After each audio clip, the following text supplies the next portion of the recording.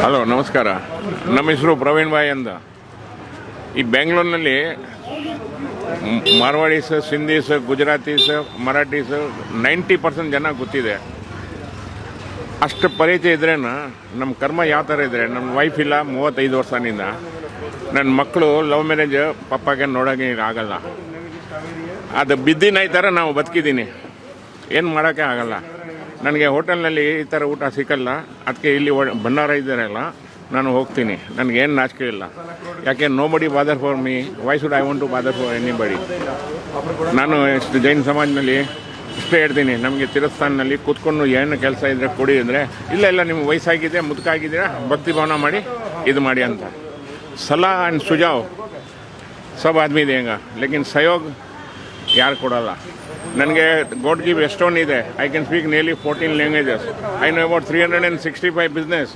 But present my life just beggar is better than me ಅಷ್ಟರಲ್ಲಿ ಹೇಳ್ತೀನಿ.